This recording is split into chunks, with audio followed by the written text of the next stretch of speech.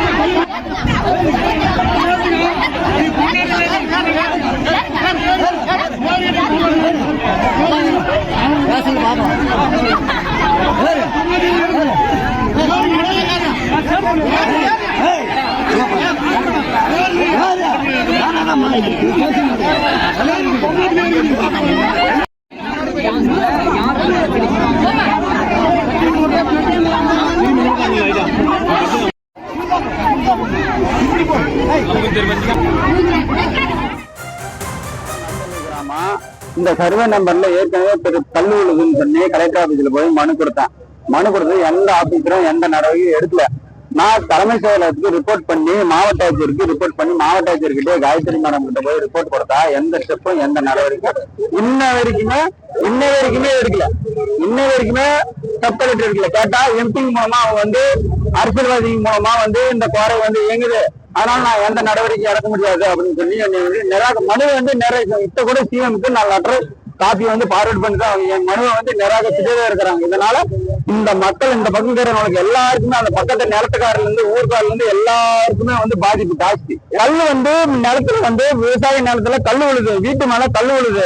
அதே மாதிரி குடிநீர் இந்த பக்கம் நிலத்துல இருக்கிறவங்களுக்கு எந்த குடிநீர் வசதி எதுவுமே இல்லை. அந்த பாறையோட ஆழம் டெத்தோட ஆழம் 80 மீட்டர் தான் எடுக்கணும். 80 மீட்டருக்கு ஆழம் அதிகமா எடுக்கிறதுனால என்ன ஆகுதுன்னா போர்ல இருக்கிற குடிநீர் எதுவுமே நிக்க மாட்டேங்குது. அதனால நிலத்தடி நீர் எந்த பாதிப்பு எந்த வசதியுமே எங்களுக்கு இல்ல. சுப்பிரமணி ரத்னவேல் என்றவர் அவர் குவாரி டெண்டர் 7 எடுத்திருக்கிறாரு. 3 டெண்டர்கார எடுத்திருக்கிறாரு. இந்த டெண்டர்காரர் தான் இதுக்கு முன்னாடி சிஎஸ் காப்பி மூலமா இந்த பக்கம் இருக்கிற நிலத்தை புள்ள கரி பண்ணுகிறாரு. எப்படி போர்ஜரி கரி எப்படின்னு கேட்டா சிஎஸ்க்கு பத்திரம் தொலைஞ்சு போச்சுன்னு சொல்லி வேற ஒரு நபர்களை கூட்டின்னு போயிட்டு என்னுடைய நிலத்தையும் ஒரு 40 சென்ட் பண்ணுகிறாரு. அந்த கோரக்காரர் தான் இந்த நிலத்துக்காரர் அவரோட நிலத்துல மாடு மேய்க்கிறது 3 மணி 4 மணிக்கு அவரோட நேரத்துல அவரோட பாதுகாப்புக்கு அவர் போய் மேய்க்கிறாரு. அவரு வேலை செய்யற ஆளுங்களை வச்சு இவரை தாக்குதல் மூலமா என்ன பண்றாரு, அடிச்சு புண்படுத்தி அவர் மன உடச்சல இறந்துட்டாரு. முறையான நடவடிக்கை அரசு விதியின் பிரகாரம் எந்த குவாரி இந்த குவாரை நடக்கல. பொலிசிங் டிபார்ட்மெண்ட்ல எந்த ரூல்ஸும் இல்ல. அதே மாதிரி முறையா கலெக்டர் பெட்டிஷன்ல collector rules and regulation 7.5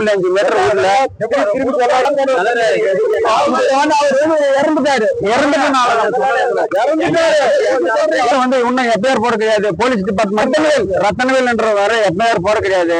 police department எல்லாருமே மறுக்கிறாங்க. அதனால மறியல் பண்றாங்க. அவர் மேல எஃப்ஐஆர் போடணும்னு சொல்லி நாங்க மறியல் பண்றோங்க.